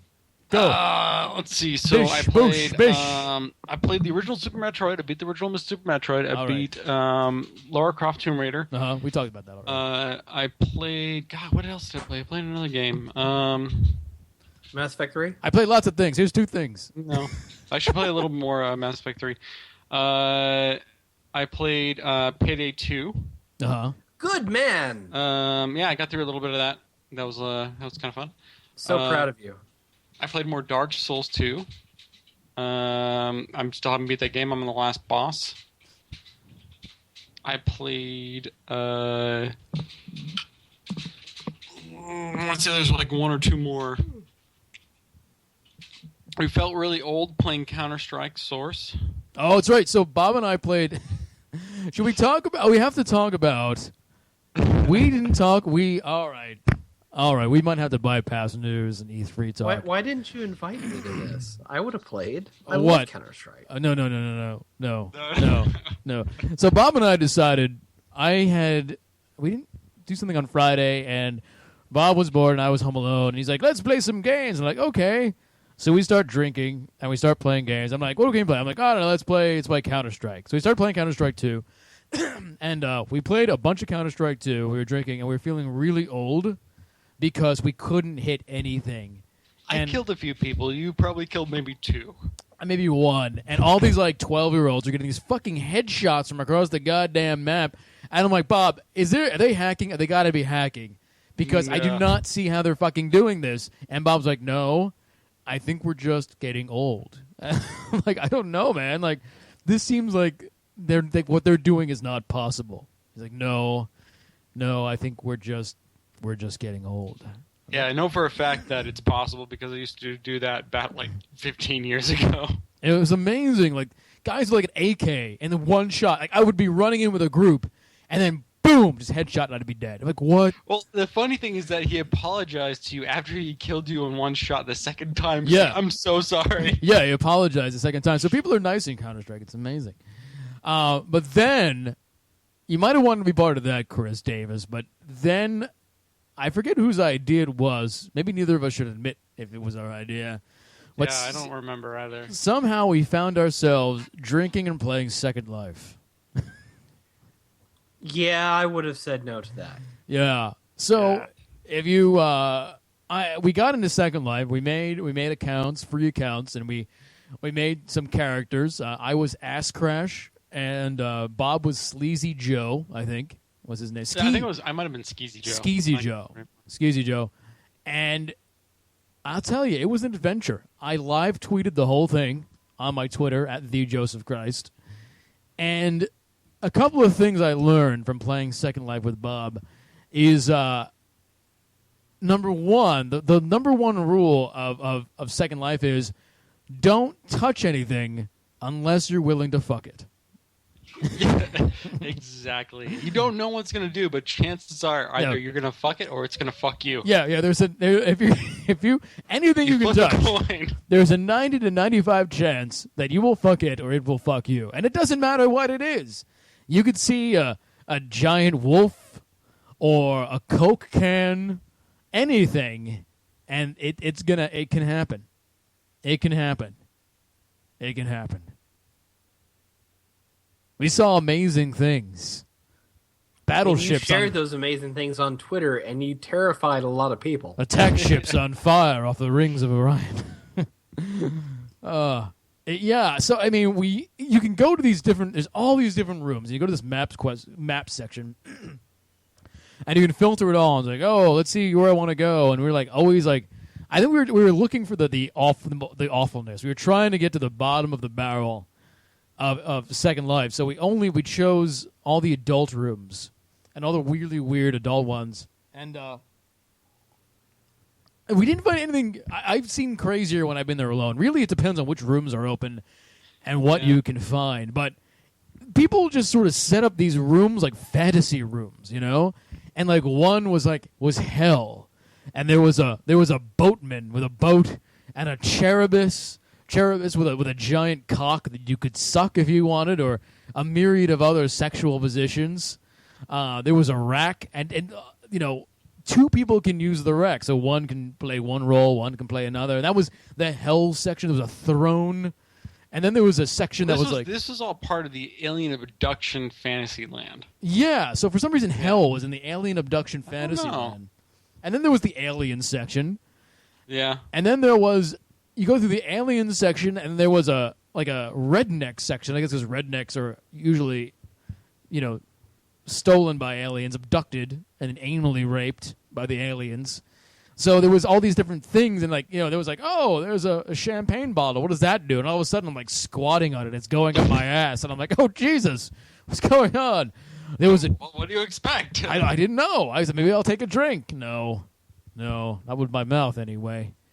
Nope. Not with my mouth. And there was a train, and we were able to fuck on the train, but I couldn't figure out how to do it.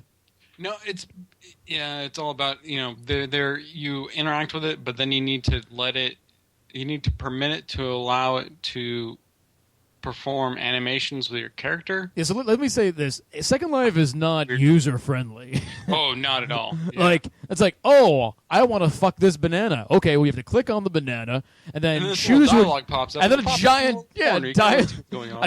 all of a sudden, you're installing Windows in your ass. It feels like, you know, it's like, oh, you have to choose which animation. Now I have to give it permission to do the animations on your animated skeleton. Do you request this animation to happen? Yes. Okay. Press C. Format. It's like, oh my god, I just want to fuck this banana. That's all I want to do. Why is it so complicated? Why is it so complicated? What really struck me is that like there was almost a Mass Effect-ish room.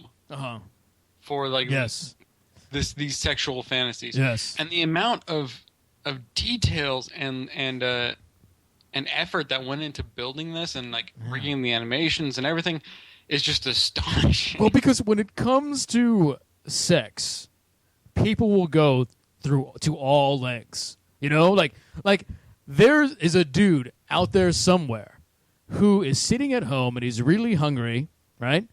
And he's a little bit tired, and there's a corner store maybe 5 blocks away, and he's like, oh, I'm really hungry. Oh, that store is so far away. However, if a hot woman from across the country contacted him online and said, want to fly here and fuck, he would buy a goddamn ticket the next fucking day and get on that motherfucking plane. Because that's what sex makes people do. It makes them go all out. They will pull out all the stops to make their dreams and fantasies come true. Because even if the fantasy is squatting on the deck of your trailer over a bottle of, I don't even know what it is. Was it like champagne? No, it was actually olive oil. It was olive oil, yes, of course. You know, of course. You can't even afford champagne. You're squatting over a bottle of olive oil, reaming up to your ass. Because let me tell you something: when your fantasy is that specific, there's really. And this is the only way that you can actually fulfill that fantasy. You're going to do whatever it takes. You're going to do whatever it takes. So there was wait until there's Oculus Rift support. Oh, you know it's happening. You know it's coming, right? So to speak. So yeah, but you're right. So there was the Mass Effect room where there was a bed and there was these 2 balls. Usually there's 2 balls. Yeah, and one is for one person. You can interact with. Yeah. And there's usually like it tells you how many people can interact with it, and then which position a person can take. You click on it and you can rig it and everything. Right, and Chai Tai and excuse me.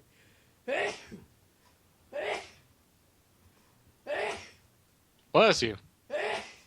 Oh my God! Salute. You almost died. Chai Tai and other people are putting in images from this night. I would request you put them all. Just put them all into chat because people need to know. People need to see. And that is my Twitter. So There's the Mass Effect room that just went in. There's Bob giving me a luscious blowjob with my pants on, and the Mass Effect. Well, all these Mass are Effect pretty room. safe for work. I mean, most of them don't have any anatomically correct things in there. Well, so here's the thing. Here's what happens. So you get the initial starting character you get. Let me finish my previous thought. There's these multiple balls, and you press on the balls, and you choose the sexual positions, and then both the characters will do the sexual positions, and they will animate and do their thing. Now, one thing you have to remember is as Second Life is free if you want to play. And you get a starting body, which they're actually not too bad. They're much better than they used to be a long time ago when I last explored the They look like a soulless husk. depravity of Second Life. But you have to buy your dick. You have to buy a dick. You have to buy a dick. There is no dick. Oh, so you still... I was wondering, like, because you fucked up your character from removing... and because you can remove clothes, you can remove... It's kind of like a weird... It's like a mixture of Maya meets a video game where you kind of need to understand, like, object hierarchy and, like, object relationships in regards to model and meshes. Right. So Joseph somehow managed to fuck up his character so he looked like a burn victim. I did look a burn victim, and that didn't remove my dick. You actually don't have a dick, because at one point we found a nude beach, and we took off our clothes, and Bob was walking around, and he had no dick, but he was holding a dildo just to compensate. Well, I found the dildo. You found it. Where did you find the dildo? I got it from one of the things we interacted with. Oh, right, and they gave me a dildo. They gave you I a don't know dildo, why. right? Just you. Maybe I have it too. I might have one too, but I didn't realize. I'm forgetting some of these pictures, things that happen. These are wonderful. That is my Twitter, by the way. So add me on Twitter, and you'll get more of this, because this is exactly what you want. This is exactly what you want on your feed. So yeah, so you have to buy your dick. And you go to these stores, these malls. There's malls in the adult section where it's like, here's all the dicks you can buy. And it's like, let's see. That dick's nice. Oh, but that one's platinum. And, like, the dicks are more expensive depending on how big and beautiful they are. So if it's like a little nubbly dick, it's like, oh, that's like $10 or $5. Pay per inch. Yeah, and then they have these they like this giant. Here's our magnum cock, and it's like giant and well cut, and it's got like piercings and tattoos on it, and it's like, wow, and it's like this dick is $150, and people apparently make a living selling dicks on Second Life. Was it Zong? The Zork. Zord. We were in a club, and all of a sudden Zork walks in. There's a picture of it. Yeah. There's a picture of it in my Twitter. Maybe Chai will put it up eventually. And me and Bob and I are just hanging out. And all of a sudden he just shows up, and he's completely naked. And you have to keep in mind, no one else is really naked in this club. He's completely naked, and he's got this giant erect cock with these 3 or 4 silver piercings running through it. Zong! I'm sorry, it was Zong. There's Zong! There's Zong. 1, 2, 5. 2, 3, 5 piercings. 6. Oh my God! Yeah, it's like he's got a little, when he pisses, it's like a sprinkler system for your lawn. There is no Joseph. There is only Zong. Only Zong. Kneel before Kneel before Zong is Zong. what J52 and said. So yeah, and one thing you have to remember is there's like real life chat in these things. You go in to these clubs, and they have music, live music, that's playing over the speakers that everyone can hear, and people can use their voices to talk to each other. And it's like a living, breathing world. We were talking about living, breathing worlds, like Watch Dogs, Chicago. No, this is living and breathing heavily. Is what this is. What this is. Yeah, it's really kind of creepy how many people are in there. See, I want to hear Tara's side of the story, because evidently she was out for the evening when y'all went and did this. She was out doing a backpacking or camping trip. Have Tara come to the mic. I want to hear how she came to find out the discovery of our night when she was gone. How did this go down, Tara? So I spent the weekend actually. my teaching position, I had to go out for the weekend and run like a wilderness experience. That's kind of what we were doing too. Yeah. So I come we back found in a wolf, and... Tara. Did you see the wolf we found? So I come back in and, I'm just like, I'm so freaking tired because I've been working my ass off lately. And I come up and then it's just scrolling through the whole thing. I was like, what the fuck? Bob's like, oh yeah, we were on Second Life. It's like, the fuck were you doing in Second Life? It's like, did you Lysol your computer afterwards? Because we need to have a talk here. I'm not going to have sex with you again until you get an STD check, because I think you can get those through the internet. Bob got a virus. Yeah. Yeah, it was something. I will go back, because it's definitely a world I think I need to dip my toes in every once in a while. It's like a what would you call it? An anthropological study. Kinda. I kind of feel like the investigator in the movie 8mm. You know? Yeah. You need to. It's. I'm pretty sure many research papers could be written just on Second Life. Yeah, and every time I do go in, I was using the hashtag #MySecondLife, because I talked about this at a show a while ago that I would love to do a series, either a video series or a series that's called My Second Life, which is my adventures and exploring Second Life. So I think when I do go in, I will live tweet the experience with the hashtag #MySecondLife, because that's actually an amazing name for this sort of experiment. Well, we could never do it on Twitch, but I would definitely want to see like a live stream series. Yeah, but here's it's pretty awful. I guess we couldn't. It is. I know Twitch is like, well, it's okay if there's like nudity as long as it's in the game. No. If it's user generated content, they're not too happy with it. Oh, okay. And this is basically all user generated content. Yeah, no, it'd have to be like a Ustream or like how's Hitbox? Hitbox type TV? Oh, maybe I can do it. I have Hitbox. no idea. I don't know. I mean, they're still kind of brand new, so it would have to be. I don't know how long you can get away from it before you get banned. It would have to be something I put together and then put up on YouTube or something. You know. I recorded the entire thing. Oh, did you? Oh, I have the entire episode. Bob, we need to make a video. We need to do something with that footage, because I don't know if I ever want to watch it again. Maybe we just give it to Tara and have her do it. Oh, that would be amazing. I'm not sure if she wants to be a part of this. We should just have like a video recording her, to her watching the footage. That would be like a reaction tape of Tara watching us playing Second Life. And you just hear us be like, you touched the wolf penis. What is it going to do? Oh my God, it's fucking me. It's fucking you. Oh my God, you're fucking it. Oh my God. It's fucking me. And then at the end of the video, we cut to the words 7 days. Yeah. Oh, there's a picture of you on the beach with your no dick and your dildo to compensate. Was there one where I'm walking around with no dick and a dildo? Yeah. That's the one, yeah. I like how you kept your shoes on, because you don't want to step on I kept my shoes on. I do not like my feet touching bare sand. Right. Really? I have a thing. Is it a thing for you? It's a thing. I don't like taking my shoes off in general, actually. No, actually, I don't have a thing. I love sand. Oh, yeah, I have a thing. I love sand. Sand is awesome. I love the feel of sand on my toes. I do not like to take my shoes off. Oh man, it just gets weirder and weirder. I'm watching all this. The dick shop. There was the dick shop. Shop. The whip I picked up at the. Yeah. There was a room, like an artistic room, and I thought maybe we'll paint a picture, and no. Painting a picture. Yeah, painting a picture of it. I just get attached to the thing, and then all of a sudden Bob starts whipping me with this sort of like lightsaber whip thing. Mass Effect. This Mass Effect whip thing. It was really something. It was weird. Yeah, it's really something.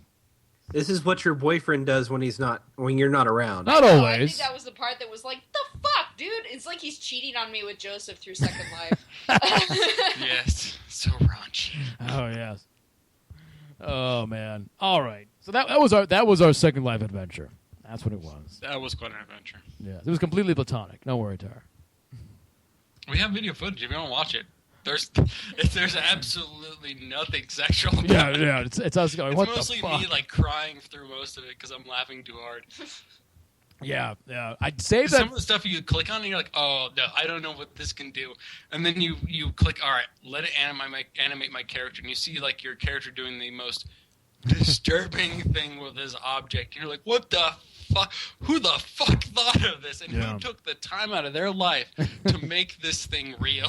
Because I think, like I said, people who need these fantasies will pay money and pay a And good it's amount amazing, of money. like how many fantasies there are out there. Like there's limitless numbers of them. Oh, I bet if you just put random things like Pokemon sex, like there's the Pokemon sex room. You're gonna find like I'm sure that's like Yeah. plenty. Like that's an easy one, Joseph. Come Yeah, on, let's do like armoire sex. Armoire, yeah. Yeah, where someone's fantasy is slamming their dick in like a In the fucking drawer of an armoire.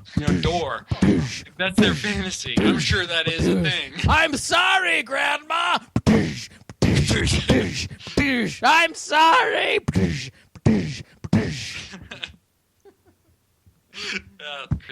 Chris is just horrified. I know. Yeah, I think we need to have Chris join us. We should. Or I'll beat him with his. This will be amazing. I'll beat him with my big black dick. Chris, I will beat him with my big black dick. Chris, it's Mass Effect. It's sci-fi based. Oh, Just because it's sci-fi based doesn't mean that I should be interested in it. Come on. There's lightsabers. I don't feel like being fucked by an Asari that has a 14-inch dick. I'm But sorry, have you- but but no. have No, you- no, you're. I'm a sorry, but no. Have you thinking tried too this? small. 2 14-inch dicks. Yeah. Star penis. Yeah, when you get to Second Life, you really have to expand your imagination. Like, don't just stop at one 14-inch dick. Really kind of, go for the gusto. I was lowballing it. Is that what I'm doing? You definitely were. Oh, yeah. Okay. All right. 10 o'clock. Is there anything we need to cover really fast before we shut this guy down? Well, this was kind of supposed to be our pre-E3 show. That's not happening. Oh, whoops. I have some predictions for E3. Publishers will show games. Mm-hmm. Games people wanted to see won't be there. And then some people will be surprised at the games that are there. The end. Ta-da! What game do you want most to hear about? Fallout 4 is my Really? biggest one. And Bethesda does have an unannounced title they'll be announcing at E3. And it'd be nice, really nice, if it's Fallout 4. Dishonored 2. I think if it's any No, that's not title, Bethesda. it's going to be Dishonored 2. That's not Bethesda. That's Bethesda. They're right. It's Bethesda Softworks, not Bethesda. Yeah. Okay. I sometimes I get confused between ZeniMax, Bethesda, and then Bethesda, the development studio. Yeah. So Yeah. it could be Dishonored 2. Yeah. I want Fallout 4, but it's probably Dishonored 2. I don't know. I could see them going either way because it's been enough time now that they need to do a Fallout 4. If It's not this year, it's next year. No, it'll be the end. It'll be like next year. It'll be like November, December 2015. Yeah, I can see that. No, because remember, like Bethesda, they announced their game. They talked about Skyrim. And they're like, it'll be here in a year and a half. Like they give it lots of lead time. Yeah. So I remember this. True. The wait I for don't know. Skyrim. The thing is, like, was long. it's kind of seems kind of weird for them to do a Dishonored 2 before Fallout 4, just because Fallout 3 was. not the same. Not the how long same. ago? Not the same. Yeah, it's not developed by Bethesda. No, That's developed by Arcane. Yes. Right. So it's But Arcane. It's what is Arcane doing right now? No, I don't know. Nothing other than Dishonored 2. Oh, wait, are we sure? I thought they were doing Did something Arcane else. do Dishonored? Yeah. Wait, Say again? did they also do Fallout? No, that was Bethesda. That was Bethesda. Arcane did. Yeah, I thought you said. I thought yeah. Yeah. Arcane did Might and Magic, and then. Well, Arcane also did fucking. Oh my God, what's it called? Jesus Christ, Arx Fatalis. Arx Fatalis, yeah. Arx Fatalis. Fatalis. Felicio. Felicio. You say Felicio, I say Felicio. That's true. So my biggest thing is Fallout 4. That's what I want to see. So, how about you, Chris Davis? I really want to see Dishonored 2. I'm on the fence about whether it's going to be there. Of the games that are actually going to be there, I really, really, really want to play Evolve. Yeah, you know, I've been seeing some Evolve, and I'm kind of liking what I'm seeing of it. Like, a lot more than I thought I would. Yeah.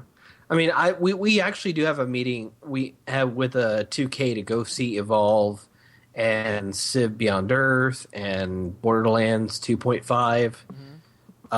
But that's the one I'm really looking forward to playing. The one I want to know more about is The Division.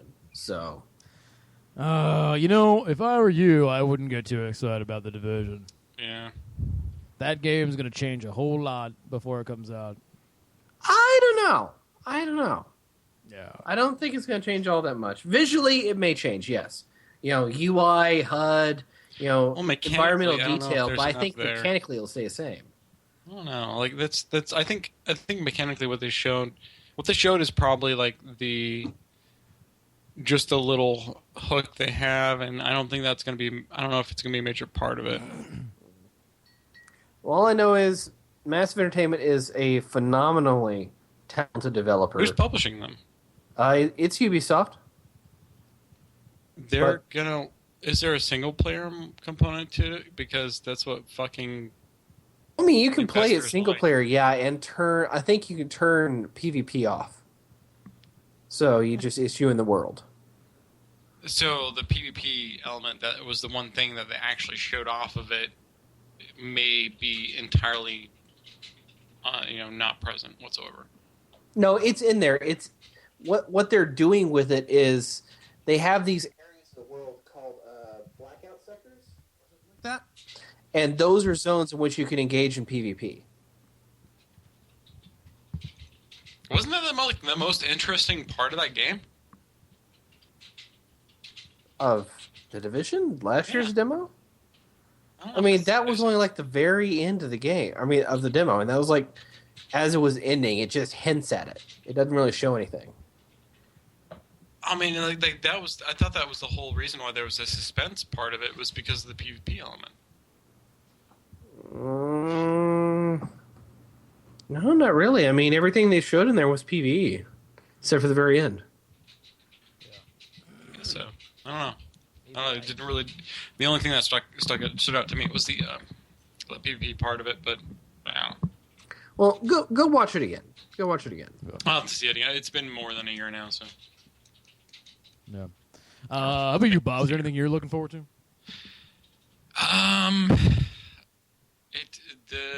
Let's see. So, I mean, obviously, I would love to have a new Fallout 4. Fallout 3, I played way too much of it. I played so much Fallout 3. Like, that was my summer. It was just nothing but Fallout 3. Yeah. But, again, Dishonored is another one of those titles that I really enjoyed. I mean, Bethesda, anything Bethesda's done in, like, the last fucking 5 years has been phenomenal. Yeah. So anything out of them is going to be pretty exciting. I'm not really too excited for. I guess Dragon Age Inquisition is like another one of those where I liked Dragon Age. I played a lot of Dragon Age 1. I played most of Dragon Age 2. I can see it going both ways. Like, I could never play Dragon Age Inquisition and be completely fine. Like, yeah, I'm more excited about. Maybe it's just because I've gone so far into the indie scene. I'm more excited about the experiences that are not going to be the same as everything we've seen before. Right, I get you. Which it's a lot of these AAA experiences. I can pretty much predict what the fuck they're going to be. Right. Because they all fall in the same. Here's the checklist. Let me go down it. This is exactly what we're going to find in this game. Yeah. But Bethesda. I'm interested in seeing what they're coming out with, because pretty much solidly, I think they would be the people to watch, because they have fucking awesome games. Yeah, no, they do. Excellent. Yeah. All right. You know what? On that note, let us do our final thoughts of the evening. And I'll go first. This is going to be the first E3 in 5 years I have not been at, and I'm going to miss it. I'm going to say it right now. So there was a chance that maybe Tetropolis was going to be at E3, and that didn't happen. So that was going to be like how it was going to go, but so that's not happening. But I'm definitely going to miss it. I'm going to be watching the whole thing on Twitch TV, but it's definitely not going to be the same as just sort of being there on the show floor and being kind of part of the whole thing. Which means that you, Chris Davis, and Nick Henderson, and Brad need to make up for the vacuous hole that is going to be left in E3 by me not being there. So they have heavy shoes to fill, and I'm not jealous of what you have to live up to. It is a task I am willing to try and take on for the honor of you and Cocktail Time. That's true. You must. But anyway, I wish you guys the best of luck. Have fun out there. At least you don't have to sneak into Microsoft this time, right? That's one down. That's right. That's one down. So anyway, good luck, you guys. Have fun out there. I will miss it. Miss it very much, and I will miss seeing you guys, definitely. And that's my final thought. Chris Davis. My final thought is not about E3. It's about Bob, my good friend Bob. I am so proud of you. So proud of you for getting Payday 2, experiencing it, and, as I can tell, you've enjoyed it. So I'm glad you took that step into a whole new world. Good man. We need to play more of it. I've only played maybe about a couple hours of it. I want to get more into like cooperative parts because I want to be playing with the bots. It's so lonely. This is a game meant for friends. Yeah. Oh, yeah. No, I can totally tell. So. All right, Bob. But yeah. As soon as we get done with our project, or my project, let's see if we can do something. Come back from E3. We will totally hit it up. And my final thought. Well, I'm actually. Despite, not going to E3 and whatnot, I'm looking forward to next week because, like this last week, I guess it wasn't necessarily this last week or the week before. It kind of marked the kind of beginning of virtual offices for Next Gen Pants. Yeah, and that has been a huge source of productivity and just inspiration and continuing to work things out. I'm sure that. Joseph and I will be watching the E3 press conferences while studiously working on more and more assets for the game. And I think Tetropolis itself has evolved quite a bit over the last 2 weeks, which is kind of It seems like we've gotten a lot done in 2 weeks. We've got a lot done in the last 2 weeks. I think it's been a long time since we've had this much changes. Yeah, in a short period of time. Yeah, absolutely. I think I attribute it entirely to doing virtual offices and whatnot. Totally. And that, it's great because I get a lot more work done, but also it means I can't spend the day playing video games anymore. Like something like at like 8:30. Joseph's watching me. At 8:30, I'm like, "Good morning, Bob. Where are you?" Let's get some more work done. Come on. He's like, "All right." Oh fuck. We usually start around 9. I actually texted Bob at 8:40 because I was going to be late. This morning. Yeah. Funny. All right, everybody. Well, thank you all for coming out and watching Cocktail Time live here at 4playernetwork.com. Make sure you check us out on Twitter. Check us out on 4playernetwork.com, our main website. And stay tuned for E3 coverage all next week. And from the show floor from Mr. Chris Davis, Mr. Nick Henderson, and Mr. Brad Simons, E3 is coming up next week. It is the most wonderful time of the year. Have a good night, everybody.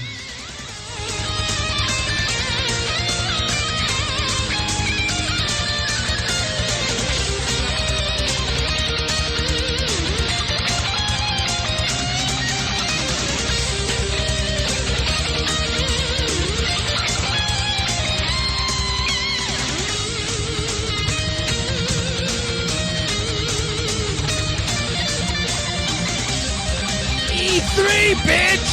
E3, bitch!